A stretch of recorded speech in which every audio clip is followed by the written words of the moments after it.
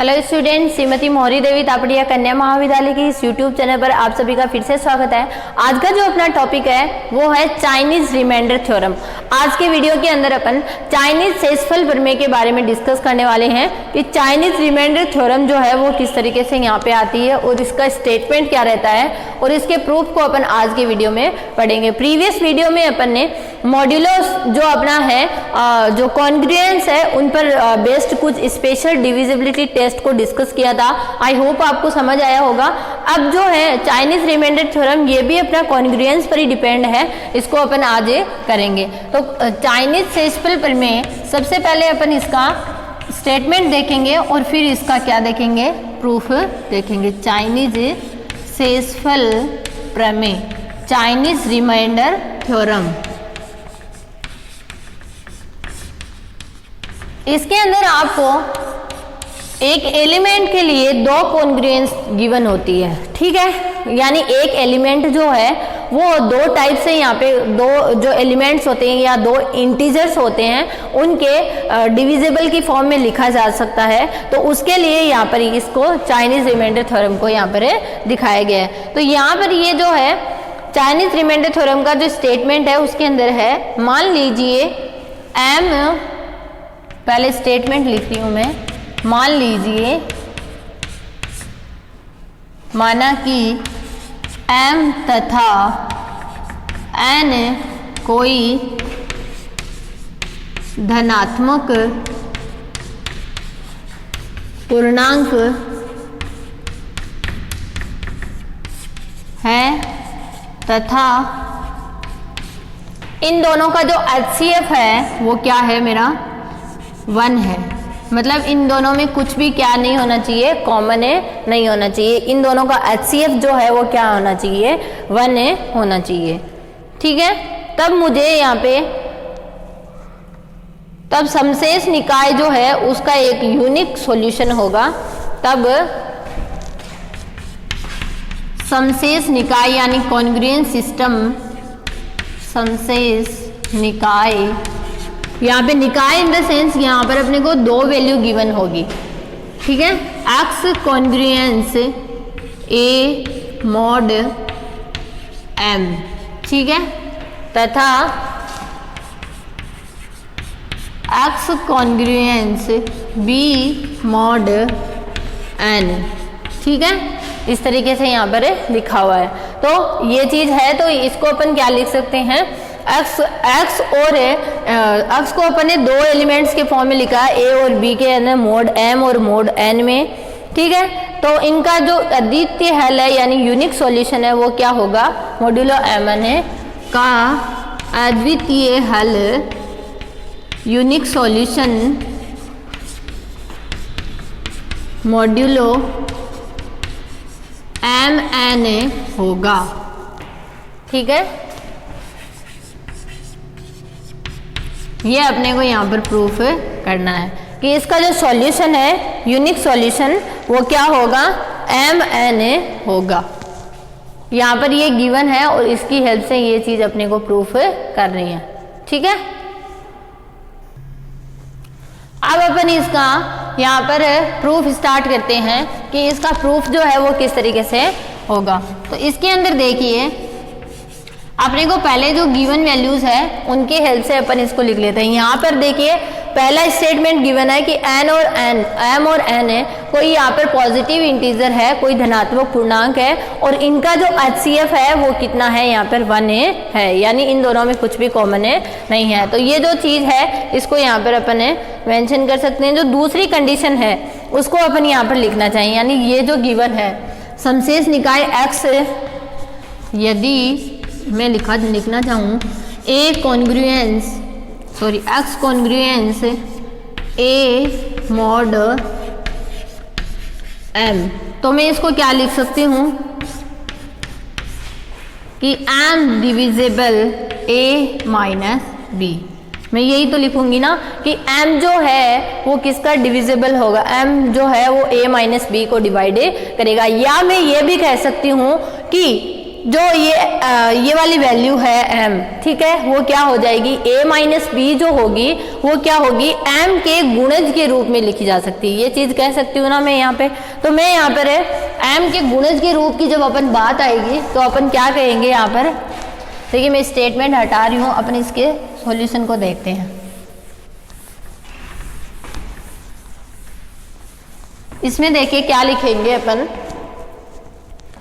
a minus B जो है वो क्या किस फॉर्म में लिखा जा सकता है, a माइनस बी जो है m के गुणांक के रूप में व्यक्त किया जा सकता है। कर सकती हूँ या नहीं कर सकती हूँ, इस तरीके से मैं इसको लिख सकती हूँ।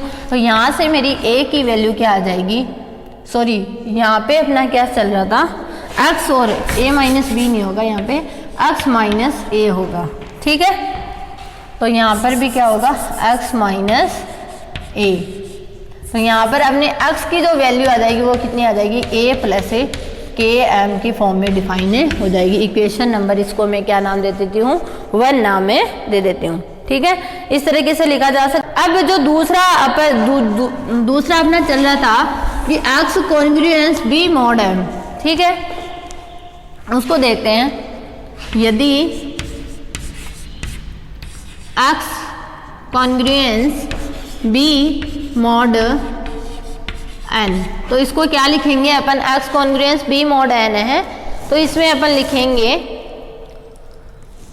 x की वैल्यू को मैं इक्वेशन मतलब 1 से पुट कर देती हूँ, तो क्या आ जाएगी मेरी a plus K M congruence b mod n, ये लिखा जा सकता है। अब a को मैं उधर ले जाऊं तो क्या लिखा जाएगा, K M congruence b minus a और मॉड n, इस तरीके से लिखा जाएगा ना ये चीज, ठीक है, लिखी जाएगी या नहीं।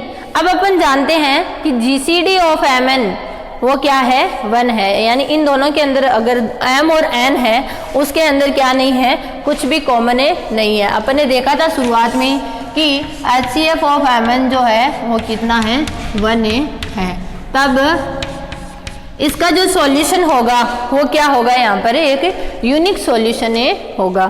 तो यहाँ पर अपन लिखेंगे इसका एक हल होगा और वो भी कैसा होगा, यूनिक होगा। तो यहाँ पर अपन क्या लिखेंगे फिर, ये इसका एक सॉल्यूशन ही तो हुआ है, ये जो है ये इसका एक सॉल्यूशन की फॉर्म में लिखा जा रहा है। तो मैं यहाँ पर इसके सॉल्यूशन को किस फॉर्म में लिख लेती हूँ, माना इसका जो हल है, माना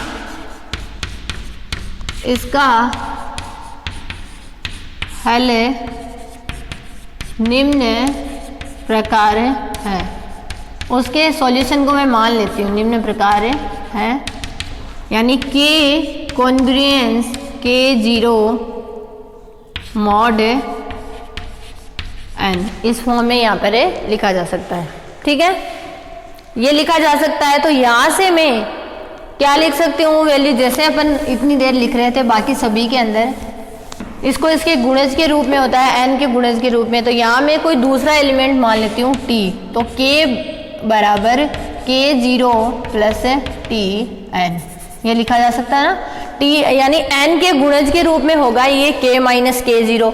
तो यहाँ पर क्या लिख सकते हैं, यहाँ पे दूसरा एलिमेंट t ले लिया मैंने कोई इंटीजर से, t belongs to z, integer का यानी पूर्णांक से कोई संख्या यहाँ पर मैंने उठा ली। अब जो ये वैल्यू है मेरी यहाँ पर, इसको अपन यहाँ पे पुट कर देंगे और आंसर निकालेंगे, ठीक है।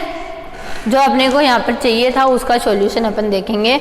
तो शुरुआत में अपन x बराबर जो k था उस k की जगह में क्या पुट कर दूंगी, k0 tn पुट कर दूंगी। यानी शुरुआत में अपने पास क्या चला था, x बराबर, अब इक्वेशन फर्स्ट में है तो लिखेंगे समीकरण 1 से x बराबर a प्लस के एम, यही माना था ना मैंने।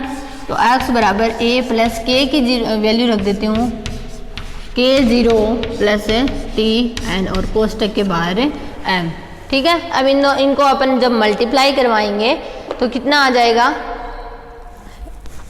a plus k0 m plus tmn, यही आ जाएगा ना यहाँ पे, ठीक है। तो इस तरीके से अपन यहाँ पर इसको क्या लिख सकते हैं, ये a प्लस k0 एक अलग से k0m एक अलग कांस्टेंट बन जाएगा, ठीक है। और इसको अपन यहाँ पे जब वापस मॉड्यूलस की फॉर्म में लिखेंगे तो क्या लिखा जाएगा, देखिए इसको अपन वापस जब मॉड्यूलस की फॉर्म में लिखेंगे तो लिखा जाएगा x congruence a plus k0 m mod m n, यही तो लिखा जाएगा। मॉड m n की फॉर्म में इसके जो है कॉन्ग्रुएंस, इसका जो यूनिक सॉल्यूशन है उसको व्यक्त किया जा सकता है। यही अपने को इस थ्योरम के अंदर क्या करना था, प्रूफ करना था। तो देखिए ये वाली जो वैल्यू है इसकी हेल्प से तो लिखा है मैंने, ये जो t है ये गुणांक है m n का, ठीक है। तो यहाँ पे मैंने m n को किस में चेंज कर दिया, मॉड्यूलस में चेंज कर दिया, और ये जो आगे की वैल्यू है उसको मैंने क्या मान लिया, यहाँ पर कांस्टेंट है मान लिया। जब इसको अपन वापस सरल करेंगे तो अपनी वही वाली value x congruence a mod m और x congruence b mod n अपन फाइंड आउट कर सकते हैं। तो यहाँ पर अपन कह सकते हैं अतः x congruence a mod m तथा x congruence b mod n का अद्वितीय हल मॉड्यूलो m n होगा। यही अपने को प्रूफ करना था ना कि मॉड्यूलो m n होगा, और यही अपने को चाइनीज रिमाइंडर थ्योरम के स्टेटमेंट के अंदर अपने को प्रूफ करना रहता है, ठीक है। तो ये थी अपनी चाइनीज रिमाइंडर थ्योरम, जिसके अंदर अपन ने मॉड्यूलस की दो वैल्यूज को लेके चले हैं और उसके सॉल्यूशन को अपन ने यहाँ पे एम एन की फॉर्म में यहाँ पर प्रूफ किया है, ठीक है। तो ये अपने आज का वीडियो जिसके अंदर अपन ने चाइनीज रिमाइंडर थ्योरम को डिस्कस किया है। आई होप आपको समझ आया होगा। आप वीडियो को ध्यान से देखिएगा और कुछ भी नहीं समझ में आता तो शेयर कीजिएगा। Thank you so much.